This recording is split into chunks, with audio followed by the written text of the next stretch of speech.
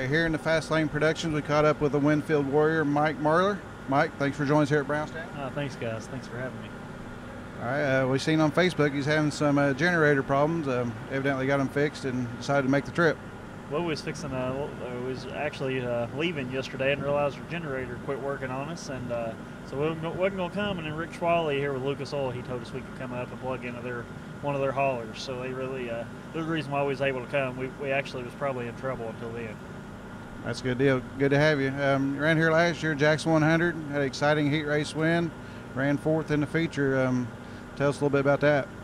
Well, the track was really good. In the heat, we got shuffled back a little bit, and we found a different line there and got back around those guys. And then in the feature, it was kind of a crazy race because you had different guys on different compounds of tires, and we was actually on a hard compound. We went backwards early. We was back to probably 12th or 13th at one point and ran fourth. So we was a little bit off on tires. Managed to get a top 5 out of it, but we was a little bit off from where we should have been.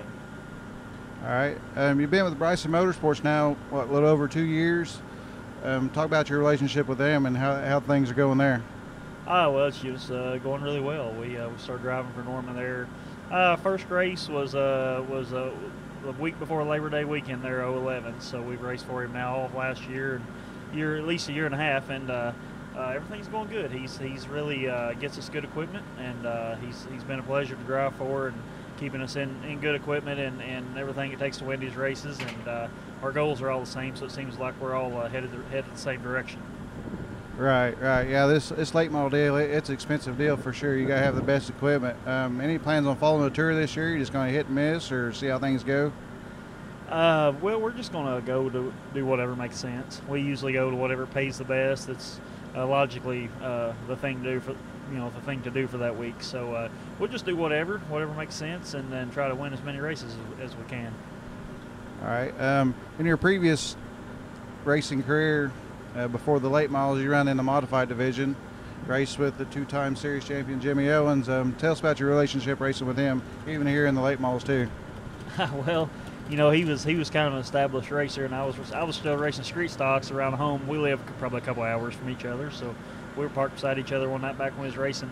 I had a street stock and he had a modified, and we got to be buddies a little bit and talking, and I ended up getting me a modified and just following them guys around and racing with them, and they kind of really showed me a lot about the sport of racing, and got a lot of give them guys a lot of praise. Him and Chris, they really they didn't really they was racing me and trying to beat me at the same time, but they were also taking me around and showing me the ropes, and really if it had not been for them guys, I may not have got out and started traveling the way we do now. So those guys have been instrumental, and we love racing each other hard, and then we've remained good friends there over the last 12, 13 years. We've known each other out racing all over, so we've got a pretty neat relationship, and it's a give and take, and we race each other and respect each other, but we also respect everybody else out there too. So we don't treat each other any different on the racetrack than anybody, but we've had a good relationship. It's been fun racing with them guys. All right, good deal. You've been in the Rocket chassis now with Bryson Motorsports, previously run with the Rayburns. Tell us a little bit of the difference in that, difference in cars, if there is much of a difference, and you seem to have a lot of success here in the Rocket chassis.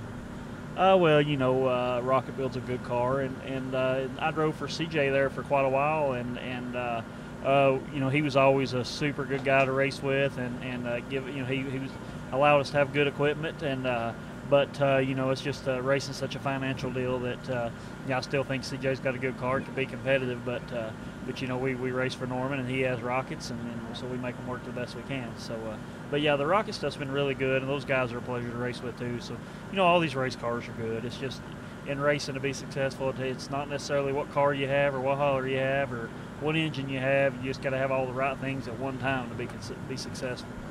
Right. Okay. Your team, I guess, pretty much the same. Rocket chassis, Clements engines, same guys helping. That's pretty important to hear. Keep everything the same.